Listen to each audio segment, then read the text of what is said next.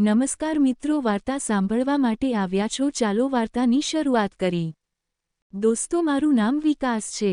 હું વિજાપુરનો છું। આ વાર્તા મારી પત્નીની છે, જેને સાંભળીને તમને મજા આવશે। જ્યારે હું ઓફિસથી થાકીને ઘરે પહોંચ્યો ત્યારે મેં જોયું કે મીના તૈયાર થઈને ઊભી હતી। તેણે ખૂબ જ સુંદર લીલા રંગનો ડ્રેસ પહેર્યો હતો। તેને જોઈને જ મારો બધો થાક દૂર થઈ ગયો। પણ તેણે કહ્યું કે તેને તેના પિયરમાં જવાનું છે અને તે એટલા માટે તૈયાર થઈ છે। તો મારો બધો મૂડ બગડી ગયો। મીના, તું કાલે જજે, હું આજે ખૂબ જ થાકી ગયો છું। મેં તેને ટાળવાની કોશિશ કરી પણ તે તેની જીદ પર અડીગ રહી। ના વિકાસ, મને માની ખૂબ જ યાદ આવે છે। પ્લીઝ તમે મને મૂકીને આવતા રહેજો। તેની વાત સાંભળીને મેં હા પાડી દીધી। અમારા લગ્નને માંડ મહિનો થયો હતો અને તે લગભગ દર અઠવાડિયે તેના પિયરમાં જતી હતી। છતાં તેનું મન ભરાતું નહોતું, પણ હું શું કરું? મને મીના સાથે ખૂબ જ પ્રેમ જો થઈ ગયો હતો, તેથી તેની કોઈ પણ વાતને ટાળવી મુશ્કેલ થઈ જતી હતી। મજબૂર થઈને મેં તેને થોડીવાર રાહ જોવાનું કહ્યું અને ફ્રેશ થઈને તેને પિયરમાં મૂકીને આવી ગયો। તેણે કહ્યું હતું કે રાત્રે હું તેને લેવા આવી જાઉં। હું જલ્દીથી પાછો આવ્યો કારણ કે હું ખૂબ થાકેલો હતો અને આજે મારી તબિયત પણ થોડી ઠીક નહોતી લાગી રહી, પણ હું મીનાને આના વિશે ના કહી શક્યો। મેં જેવી જ મારા ગેટની સામે મારી કાર રોકી તો અચાનક મારી નજર મારા પાડોશીના ઘર તરફ ગઈ તો મને આશ્ચર્યનો એક મોટો ઝાટકો લાગ્યો, કારણ કે તેમની છત પર એક ડ્રેસ લટકતો હતો અને મેં મીનાને હમણાં જ તેવો જ ડ્રેસ પહેરેલી જોઈ હતી। બિલકુલ એ જ રંગ અને એ જ પ્રિન્ટમાં। હું લાંબા સમય સુધી તેને જોતો રહ્યો। કેવો વિચિત્ર સંયોગ છે! મેં મનમાં ને મનમાં વિચાર્યું કે મીના અને ભાભીએ એકસાથે જ ખરીદી કરી હોય, એટલા માટે એક જ જેવો એક ડ્રેસ ખરીદ્યો હશે। હું આ જ વિચારોમાં ખોવાયેલો હતો અને જેવો જ ચોકીદારે ગેટ ખોલ્યો, હું કાર અંદર લઈ ગયો। મેં નોકરને કહ્યું કે કોઈ મને ડિસ્ટર્બ ના કરે, હું થોડીવાર આરામ કરવાનો છું। તે દિવસે મેં તેના વિશે વધુ ના વિચાર્યું, કારણ કે ઘણીવાર આવા સંયોગો બનતા હોય છે। હું રાત્રે મીનાને પાછી લઈને આવ્યો હતો, પણ હું તેને એ કહેવાનું ભૂલી ગયો કે આ જ ડ્રેસ આપણી બાજુવાળા ભાભી પાસે પણ છે। પણ 2 દિવસ પછી મારું મગજ ઠેકાણે ન રહ્યું જ્યારે મીનાએ મને કહ્યું કે તે તેના પિયરમાં જવા માંગે છે કારણ કે કાકીની તબિયત સારી નથી। આ સમયે તે લીલા રંગના ખૂબ જ સુંદર ડ્રેસમાં હતી। મેં તેની તરફ પ્રેમભરી નજરે જોયો। તે આજે પણ ખૂબ જ સુંદર લાગી રહી હતી। થોડીવાર પછી મેં તેને તેના પિયરમાં પહોંચાડી, પણ હું જેવો જ ઘરે પહોંચ્યો તો સ્તબ્ધ થઈ ગયો, કારણ કે મારા પાડોશીના ટેરેસ પર આજે પણ એ જ ડ્રેસ લટકતો હતો, જે આજે મીનાએ પિયરમાં જતી વખતે પહેર્યો હતો। આવું કેવી રીતે થઈ શકે? મને બહુ અજીબ લાગ્યું, પરંતુ આ વખતે મેં આ માત્ર એક સંયોગ માનીને મારા કામ ઉપર લાગી ગયો। પણ જ્યારે ત્રીજી વખત આવું બન્યું તો મારો વિચાર શંકામાં ફેરવાઈ ગયો કે કદાચ એવું તો નથી કે મીના પિયરનું કહીને મારા પાડોશીના ઘરે જતી હોય। પણ આ કેવી રીતે થઈ શકે? હું પોતે હમણાં જ પિયરમાં મૂકીને આવ્યો હતો। તેનું પિયર ઘણું દૂર પણ હતું। આ બધું આટલું જલ્દી કેવી રીતે થઈ શકે? પણ તે દિવસે મારાથી રહેવાયું નહીં અને મેં મારી સાસરી તરફ કાર દોડાવી। હું જેવો જ ત્યાં પહોંચ્યો તો જોયું કે મીનાએ જ ડ્રેસમાં હતી અને મને જોઈને આશ્ચર્યચકિત થઈ ગઈ।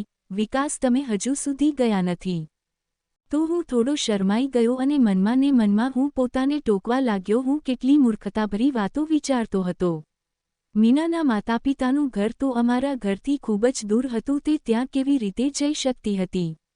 મને મનમાં ને મનમાં પોતાની ઉપર બહુ જ ગુસ્સો આવ્યો અને ઘરે પાછો આવતો રહ્યો।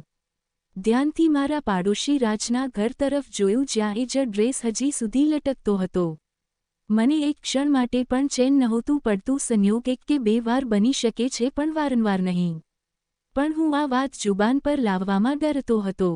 હજુ મારા લગ્નના દિવસો જ કેટલા થયા હતા અને મીનાને મારી વાતથી કેટલી તકલીફ થઈ શકે છે, એમ વિચારીને હું ચૂપ થઈ ગયો। મને એ દિવસ યાદ આવી રહ્યો હતો જે દિવસે મારા લગ્ન થયા હતા। હું મીનાને દુલ્હન બનાવીને ઘરે લઈ આવ્યો હતો। તે જ દિવસે મારો પાડોશી રાજ મારા ઘરે અભિનંદન આપવા આવ્યો હતો। તેને માફી માંગી કે તે લગ્નમાં ન આવી શક્યો કારણ કે તેના પણ લગ્ન હતા। તેની વાત સાંભળીને મને આનંદથી આશ્ચર્ય થયું। સાચું, મેં હસીને તેને ગળે લગાવીને અભિનંદન આપ્યું અને રાજે લાવેલા મીઠાઈના બોક્સમાંથી એક લાડુ કાઢ્યો અને જબરદસ્તી મને ખવડાવ્યો।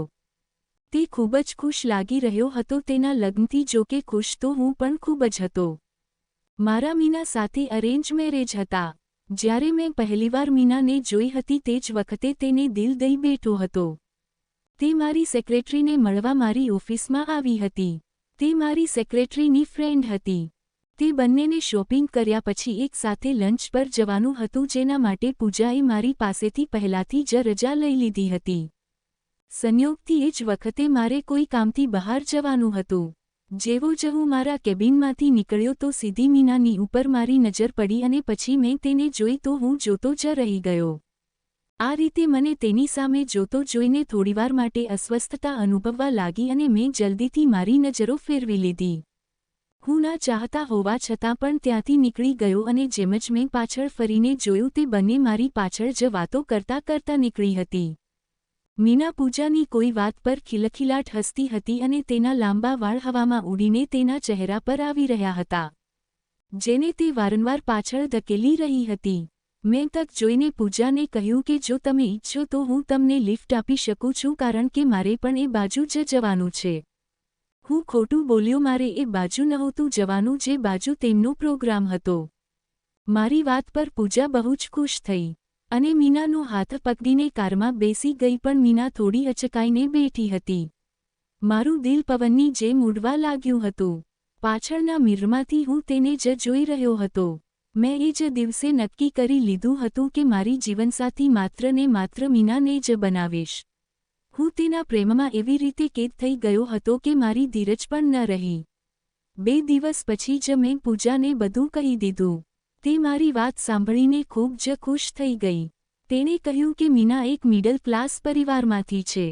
જોબ કરીને તેના માતાપિતાની અને તેના નાના ભાઈ બહેનોની સંભાળ રાખે છે. પૂજા, મને તેના બેકગ્રાઉન્ડથી કોઈ મતલબ નથી, બસ તે મને પસંદ છે. તું મને કહે કે હું ક્યારે તેમના ઘરે જઈ શકું છું. મેં પૂછ્યું તો તેણીએ મને ટૂંક સમયમાં જણાવવાનું કીધું અને આવી જ રીતે થોડા દિવસો પછી હું મારી માને લઈને તેમના ઘરે જતો રહ્યો. ત્યાં અમારું ખૂબ જ સારી રીતે સ્વાગત કરવામાં આવ્યું અને પ્રથમ મુલાકાતમાં જ સંબંધને મંજૂર કરી લીધો. મારી ખુશીની તો કોઈ સીમા જ નહોતી. માં પણ તૈયારીમાં લાગી ગઈ હતી કારણ કે તે મારી સાથે નહોતી રહેતી. તેને તેના ઘર સિવાય બીજે ક્યાંય દિલ નહોતું લાગતું. જ્યારે હું જોબના કારણે બોમ્બેમાં રહેતો હતો, જ્યાં એક ખૂબ મોટી કંપનીમાં મને એક મોટી પોસ્ટ પર મૂકવામાં આવ્યો હતો. આ બંગલો, કાર બધું તેમની તરફથી જ હતું. મને ખૂબ સારું પેકેજ આપવામાં આવતું હતું અને બોનસ વગેરે પણ મળતું હતું. જો ક્યારેય દેશની બહાર જવું પડતું હતું તો કંપની તેનાથી વધારે પૈસા આપતી હતી. હું મારી જોબ અને લાઇફસ્ટાઇલથી ખૂબ જ સંતુષ્ટ હતો. જ્યારથી મીના મારી જિંદગીમાં આવી હતી ત્યારથી તો લાગતું હતું કે જિંદગીમાં કોઈ કમી નથી. હું દરેક સમયે ભગવાનનો આભાર માનતો હતો. મીના પણ મારો ખૂબ જ ખ્યાલ રાખતી હતી અને તે દરેક રીતે એક બહેતરીન લાઇફ પાર્ટનર સાબિત થઈ હતી. પરંતુ જ્યારથી આ ડ્રેસવાળો મામલો શરૂ થયો હતો ત્યારથી મારી ઊંઘ હરામ થઈ ગઈ હતી. હવે તો હું મીના સાથે વાત પણ નહોતો કરી શકતો. તે જ્યારે પણ પિયરમાં જવાનું કહેતી તો મને ખૂબ ગુસ્સો આવતો હતો. એક દિવસે તો હું ખૂબ જ બોલ્યો, આખો દિવસમાં ના ઘરે જવાનું વિચારતી રહે છે, તું એકવાર પણ નથી વિચારતી કે હું શું ચાહું છું. મારો અવાજ મોટો થઈ ગયો હતો જેને સાંભળીને તે ડરી ગઈ. શું થયું વિકાસ, મારાથી કોઈ ભૂલ થઈ છે? તે અચાનક રડવા લાગી અને તેના સુંદર ચહેરા પર ડરના નિશાન હતા. જાણે તેણે કોઈ ભૂત જોઈ લીધું હોય. મારું દિલ તેને આ રીતે જોઈને પીગળી ગયું અને મેં મારા આ સ્વભાવના લીધે તેની માફી માંગી. થોડા સમય પછી હું તેને પિયરમાં મૂકીને આવતો રહ્યો. પરંતુ પાછી ફરતી વખતે એ જ ડ્રેસ મને રાજના ઘર ઉપર લટકતો દેખાયો. મને ડર લાગવા લાગ્યો હતો. મેં મારું માથું દબાવવાનું ચાલુ કરી દીધું હતું. એવું લાગી રહ્યું હતું કે જેમ કોઈ મારા માથામાં હથોડા મારી રહ્યું હોય. દર વખતે હું સચ્ચાઈ જાણવા માટે પાછો જતો હતો. મીના અને તેના ઘરના લોકો મારી સામે વિચિત્ર નજરે જોતા રહેતા. હું કોઈને કોઈ બહાનું બનાવીને ઉલટા પગલે ત્યાંથી પાછો આવતો રહેતો. શું થઈ રહ્યું હતું મારી સાથે કાંઈ સમજમાં નહોતું આવતું. હવે તો મીના પણ મારાથી નારાજ રહેવા લાગી હતી. હું આખો દિવસ ગુસ્સામાં રહેવા લાગ્યો હતો. ઓફિસમાં પણ લોકો મારી ફરિયાદ કરવા લાગ્યા હતા. જો આ નોકરી જતી રહેતી તો હું ક્યાંયનો ના રહેતો. એટલા માટે મારે મારા દિલ અને દિમાગને ઠંડુ કરવું પડતું, પરંતુ જેના દિલ અને દિમાગમાં આટલું તોફાન મચ્યું હોય તે ઠીક કેવી રીતે રહી શકતો હતો? મજબૂર થઈને મેં બીમારીનું બહાનું બનાવીને અઠવાડિયાની રજા લઈ લીધી. તે દિવસો દરમિયાન મેં નોટિસ કર્યું કે મીના થોડી પરેશાન અને ચિંતિત લાગી રહી હતી. ક્યારેક ક્યારેક મને લાગતું હતું કે તે રાત્રે રૂમમાંથી ક્યાંક જતી રહેતી હતી અને જ્યારે હું ઉઠીને તેને આખા ઘરમાં શોધતો તો ક્યાંય ના મળતી. મજબૂર થઈને જેવો જ હું રૂમમાં પાછો આવતો તે પલંગ પર સૂતેલી રહેતી હતી. એક રાત્રે મેં તેને જગાડી, મીના તું ક્યાં જતી રહી હતી? ત્યારે તેણે આશ્ચર્યથી મારી સામે જોયું. વિકાસ, તમને દેખાતું નથી, હું તો સૂઈ રહી હતી. જો કે બહારથી તો તમે આવી રહ્યા છો. કદાચ તે ઉલટું મારી સામે શંકાસ્પદ નજરે જોવા લાગી હતી. આ વાત પર હું ચૂપ થઈ ગયો અને કોઈ જવાબ આપ્યા વિના મારી જગ્યા ઉપર આડો પડી ગયો. બની શકે છે મેં કોઈ સપનું જોયું હોય. તે દિવસ પછી મીના ઉદાસ રહેવા લાગી હતી. મેં તેને ઘણીવાર પૂછ્યું કે શું સમસ્યા છે, તો તે અજીબ નજરે મારી સામે જોતી અને કહેતી, શું થયું છે? મને તમારી માનસિક હાલત ઠીક નથી લાગતી. તેના આ રીતે કહેવાથી હું મારું માથું પકડી લેતો. તે સાચું તો કહેતી હતી. હું આજકાલ ઊંધી સીધી વાતો જ કરતો રહેતો હતો. પણ આ વખતે મેં વિચારી લીધું હતું કે આ રહસ્યને તો ઉકેલવું જ પડશે. જેમ જ હું મીનાને પિયરમાં છોડીને પાછો આવ્યો તો જોયું હંમેશની જેમ જ જોડી રાજના ઘરના ધાબા ઉપર લટકતી હતી. કંઈક વિચારીને હું અંદર ગયો અને સીધો સીડીઓ ચડીને ધાબા ઉપર આવી ગયો. મારું અને રાજનું ધાબું બિલકુલ મળેલું હતું. મેં આજુબાજુ જોયા પછી તેની છત ઓળંગી અને તાર પર લટકેલા કપડાને સ્પર્શ કરીને જોયું. તે તાજા જ ધોયા હતા. તેમાંથી પાણી ટપકતું હતું. મેં ડ્રેસના ભાગને વચ્ચેથી થોડો ફાડી નાખ્યો અને તે કપડાને નફરતથી જોવા લાગ્યો, જેને મને ખૂબ જ ત્રાસ આપ્યો હતો. મારા આખા શરીરે આગ લાગેલી હતી. હું જેવી રીતે આવ્યો હતો એવી જ રીતે પાછો જતો રહ્યો. ફરીથી મારા સાસરિયાની તરફ કાર દોડાવી. આજે મારે સચ્ચાઈ જાણવાની હતી. આજે દૂધનું દૂધ અને પાણીનું પાણી કરવાનું હતું. મેં ખૂબ જ ઝડપે કાર ચલાવી હતી. જેમ જ મેં મીનાના ઘરનો દરવાજો ખટખટાવ્યો તો મીનાએ જ દરવાજો ખોલ્યો. તે મને જોઈને હેરાન નહોતી, કારણ કે હું હંમેશા પાછો આવતો હતો. પણ તેને જોઈને મારા પગ નીચેથી જમીન ખસી ગઈ, કારણ કે તેનો ડ્રેસ વચ્ચેથી થોડો ફાટેલો હતો. બિલકુલ એમ જ જેમ મેં તેને ફાડ્યો હતો. આ બધું જોઈને મને એટલો ગુસ્સો આવ્યો કે મેં હોશ ગુમાવી દીધો અને વિચાર્યા વગર મીનાના ગાલ પર જોરથી થપ્પડ મારી દીધી. તે આ માટે તૈયાર જ નહોતી. તે જોર જોરથી બૂમો પાડીને બધાને બોલાવવા લાગી. તેની બૂમો પાડવા પર બધા ભેગા થઈ ગયા હતા અને મને કંઈ દેખાતું નહોતું. શું થયું જમાઈ, તમે આવું કેમ કરો છો? મારો શ્વાસ અદ્ધર થઈ ગયો હતો. તમે આ બધું તમારી દીકરીને કેમ નથી પૂછતા? કોને મૂર્ખ બનાવી રહી છે? હું તેની સામે ઇશારો કરીને તેમને બતાવવા લાગ્યો. પરંતુ જમાઈ, આને કર્યું શું છે? મારા સસરાએ મારો હાથ પકડીને શાંતિથી પૂછ્યું. પિતાજી, આને પૂછો કે આનો ડ્રેસ કેવી રીતે ફાટ્યો છે. મેં મારી સાસુને શાંત કરતા બહુ મુશ્કેલીથી કહ્યું. મારી વાતો સાંભળીને તે બધા ચોંકીને એકબીજાની સામે જોઈ રહ્યા હતા. પણ આનો ડ્રેસ તો હમણાં જ ગેટમાંથી અંદર આવતા જ દરવાજા ઉપર લાગેલી ખીલીમાં ફસાઈને ફાટ્યો છે. તે બધા એક બાજુ થઈને મને કહેવા લાગ્યા. મીના હજી સુધી જમીન પર બેસીને રડતી હતી. આવું બને જ નહીં. તમે બધા આની સાથે મળેલા છો. આના કહેવાથી આનો સાથ આપી રહ્યા છો. હું હવે મારા દિમાગથી બહાર નીકળી ગયો હતો અને મીનાને બળજબરીથી ખેંચીને ત્યાંથી લઈ આવ્યો. તેના માતાપિતા કગરવા લાગ્યા, પણ મને કશું સંભળાતું જ નહોતું. મીના આખા રસ્તે રડતી રહી, પણ હવે મને તેના પર જરાય પણ દયા નહોતી આવતી. ઘરે પહોંચીને મેં તેના વાળ પકડીને કહ્યું, બોલ, શું ચક્કર છે તારું રાજની સાથે? આ તમે શું કહી રહ્યા છો? તેને ચીસો પાડી, પણ મને તેની કોઈ પરવા નહોતી. મારી વાત સાંભળીને તેનો ચહેરાનો રંગ ઉડી ગયો હતો. આ શું છે? તમે આટલું ખોટું કેવી રીતે વિચારી શકો છો? પણ મને હવે તેની કોઈ પરવા નહોતી. હું જેવો તેવો નહોતો કે જે આંખે જોયેલું ઘૂંટ પી લેતો, પરંતુ તે લગાતાર ઇનકાર કરી રહી હતી. મારી ગુસ્સાથી હાલત ખરાબ હતી. મેં તેને કહ્યું, જો તે સાચું કહી દેશે તો હું તેને કંઈ કહીશ નહીં. બસ તે એકવાર તેની વાત માની લે. મને લાગી રહ્યું હતું કે મારી દિમાગની નસો ફાટી જશે. ત્યારે અચાનક મેં જોયું કે પોલીસ ત્યાં પહોંચી ગઈ હતી. તેમાંથી એક મહિલા કોન્સ્ટેબલની આવતાની સાથે જ મીનાને મારા હાથમાંથી છોડાવી. તેને સોફા પર બેસાડી દીધી અને તેનું બયાન લેવાનું શરૂ કર્યું. જ્યારે મને હથકડી પહેરાવી દીધી હતી. આ બધું શું છે? મેં બૂમ પાડી. એ તો બેટા તને પોલીસ સ્ટેશન જઈને ખબર પડી જશે. તે પોલીસ ઇન્સ્પેક્ટર હસવા લાગ્યો અને મને ખેંચીને પોલીસની ગાડીમાં નાખ્યો. જોકે જતી વખતે મારા કાનમાં મીનાનો અવાજ સતત ગુંજતો હતો. આ મારો પતિ પાગલ છે. પહેલા દિવસથી જ આને પાગલપનના આંચકા આવતા રહ્યા છે. મીના પોલીસને કહેતા જઈ રહી હતી અને મને મારા કાન પર વિશ્વાસ નહોતો આવતો. તે જેને હું દિલથી ખૂબ જ પ્રેમ કરતો હતો તે આ શું બોલી રહી હતી? આજે મારા લોકઅપનો બીજો દિવસ હતો અને મીનાએ મારી ખબર પણ નહોતી લીધી. મને એ વાત પર બિલકુલ પણ વિશ્વાસ નહોતો થતો. જે પણ તેણે પોલીસને કહ્યું હતું કે હું એક દિમાગી દર્દી છું અને મને પાગલપનના આંચકા આવે છે એટલે હું તેના પર જુલમ કરું છું. તેનું એમ કહેવું હતું કે તેણે આ વાત તેના માતાપિતાને ક્યારેય નહોતી જણાવી પરંતુ તે દિવસે તેમણે પોતાની આંખોથી બધું જ જોયું હતું.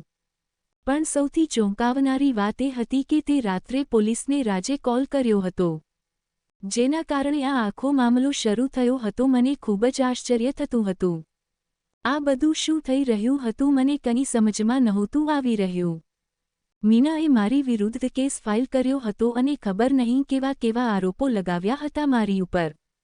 મારા માતાપિતા ઘણો પ્રયત્ન કરી રહ્યા હતા પણ મારી જામીન નહોતી થઈ શકતી. કેસ મુજબ મારો મેડિકલ ચેકઅપ થવાનો હતો અને રિપોર્ટ આવ્યા પછી જ મને જામીન મળી શકે એમ હતું. 2 દિવસ પછી જ્યારે સાયકેટ્રિસે મને પ્રશ્નો પૂછ્યા તો મેં તેમને આખી વાત કહી દીધી. જેને સાંભળીને તે પણ મારી સામે એવી નજરોથી જોવા લાગ્યા કે જાણે હું કોઈ પાગલ છું. તેમને આ રીતે જોઈને મને અચાનક ગુસ્સો આવી ગયો. તમને શું લાગે છે કે હું પાગલ છું? મેં ગુસ્સામાં આવીને પૂછ્યું તો તે મને સમજાવવા લાગ્યા. જુઓ મિસ્ટર વિકાસ, તમે જે વાતો કહી રહ્યા છો તે અશક્ય વાત છે. સંયોગ 1-2 વાર બની શકે છે પણ વારંવાર નહીં. તે નિરાંતે કહી રહ્યા હતા. જો કે મારી ધડકન વધવા લાગી હતી. ડોક્ટર સાહેબ, જ તો હું સમજાવું છું. આ કોઈ સંયોગ નહોતો. હું હવે મારી જાત પર કાબૂ નહોતો રાખી શકતો. ડોક્ટરેને મારી હામાં હા પાડીને ચૂપ કરી દીધો હતો. જ્યારે તેમના રિપોર્ટમાં તેમણે મને એક માનસિક દર્દી જ લખી દીધો હતો. જેના પરિણામે મને 1 મહિના માટે મેન્ટલ હોસ્પિટલમાં મોકલી દીધો. હું બૂમો પાડતો રહ્યો કે હું બીમાર નથી પણ ત્યાં કોઈને કાંઈ ફરક ના પડ્યો. બધા લોકો મારી તરફ દયાની નજરોથી જોઈ રહ્યા હતા. મને હોસ્પિટલમાં બધે જ આ જ સાંભળવું પડ્યું. બિચારો કેવો સુંદર યુવાન છે. ખબર નહીં કેવા આઘાતથી પોતાનો હોશ ખોઈ બેઠો છે. આ 2 મહિનામાં મારી સાથે જે કંઈ થયું તે મારી સમજની બહાર હતું. કદાચ હું ખરેખર પાગલ થઈ ગયો હતો. મને પાગલખાનામાં 1 અઠવાડિયું થઈ ગયું હતું. જ્યારે મને કોઈ મળવા આવ્યું ત્યારે હું મુલાકાતવાળી જગ્યાએ પહોંચ્યો તો ત્યાં રાજ અને મીનાને જોઈને મને જોરથી ઝાટકો લાગ્યો. તમે બંને એક સાથે? હું બસ એટલું જ કહી શક્યો હતો.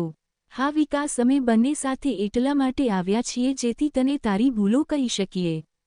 તને પિનલ યાદ છે? અચાનક મેં પૂછ્યું. કોણ પિનલ?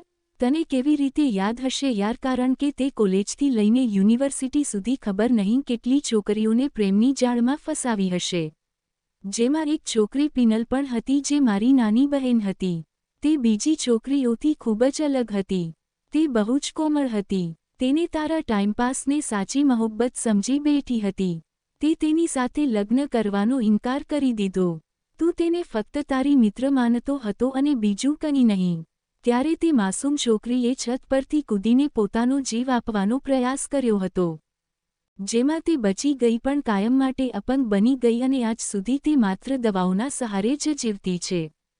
હું જ્યારે પણ મારી બહેનને આ હાલતમાં જોતો ત્યારે મને તે માણસથી ખૂબ જ નફરત થતી હતી. પછી એક દિવસ મને પિનલની ડાયરી મળી ગઈ જેમાં તેણે તારા વિશે બધું જ લખ્યું હતું. તે જ દિવસે મેં તારી સાથે બદલો લેવાનો ફેસલો કરી લીધો. હું તને બરબાદ કરવા માંગતો હતો. સૌથી પહેલાં તો મેં તારા ઘરની બાજુમાં ઘર ખરીદી લીધું. મીના જે મારી જ ઓફિસમાં કામ કરતી હતી. તેની નાની એવી જોબ હતી. ઘણી મુશ્કેલીથી તેના ઘરનો ખર્ચો નીકળતો હતો. પણ તે ખૂબ જ સુંદર હતી. તેથી મેં મીનાને એક મોટી રકમના બદલામાં આ બધું નાટક કરવાનું કહ્યું હતું. મારી ખુશીનું કોઈ ઠેકાણું નહોતું રહ્યું જ્યારે તે મીનાને પહેલી નજરમાં જ પસંદ કરી લીધી હતી. મને ખબર હતી કે તું મીના જેવી સુંદર છોકરીની ક્યારેય અવગણના નહીં કર અને તે મીના સાથે લગ્ન કરી લીધા. પછી મેં જે પ્લાન બનાવ્યો હતો તેને અમલમાં મૂકવાનું ચાલુ કરી દીધું. પહેલાં તો તે ઘણા દિવસો સુધી મારા ઘર તરફ જોયું નહોતું. પણ એક દિવસ તારી ભટકતી નજર મારા ધાબા પર પડી જ ગઈ જે તારી બરબાદીનું કારણ બની. માત્ર આટલું જ નહીં, મેં તને એવી કેટલીક દવાઓ પણ આપી હતી જેના કારણે તું તારો હોશ ખોઈ બેસ અને તને ગુસ્સો આવતો રહે, જેથી બધા લોકો તને પાગલ સમજે.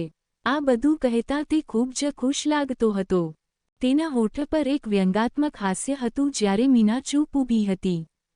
મને ધીમે ધીમે બધું યાદ આવવા લાગ્યું હતું. હવે મને ગુસ્સો નહોતો આવતો કારણ કે હું એક નરમ સ્વભાવનો વ્યક્તિ હતો. જ્યારે અહીંયા મને શાંત રહેવાની દવા આપવામાં આવી હતી, હવે મને પાગલપનના આંચકા નહોતા આવતા અને આજે પણ હું સંપૂર્ણ હોશમાં હતો. મેં બહુ મુશ્કેલીથી મારું મોઢું ખોલ્યું અને બોલ્યો, પિનલ સાથે જે પણ થયું તેનો મને ખૂબ જ અફસોસ છે, પણ તે બહુ મોટી ભૂલ કરી દીધી. પિનલ અને હું ક્લાસમેટ હતા, પણ પિનલ જે વિકાસને ચાહતી હતી તે અમારાથી સિનિયર હતો. મારી તો પિનલ સાથે ક્યારેય હાય હેલો પણ નહોતી થઈ. તે દર વખતે ફાઇનલ યરના વિકાસની સાથે દેખાતી હતી, જે એક અમીર બાપનો બગડેલો છોકરો હતો અને દરરોજ એક નવી છોકરીને ફસાવતો હતો. મને કંઈ ખબર નહોતી કે પિનલે યુનિવર્સિટીમાં આવવાનું કેમ બંધ કરી દીધું હતું. મને માત્ર મારા અભ્યાસથી મતલબ હતો અને જ્યારે તે પિનલની ડાયરીમાં વિકાસ નામ લખેલું જોયું તો કમનસીબે તેના ક્લાસમાં જે વિકાસ હતો તે હું હતો. તે બસ તેના ક્લાસમાં જોઈને મને સમજી લીધો કે હું જ તે વિકાસ છું. આવી ગયો મારી જિંદગી બરબાદ કરવા.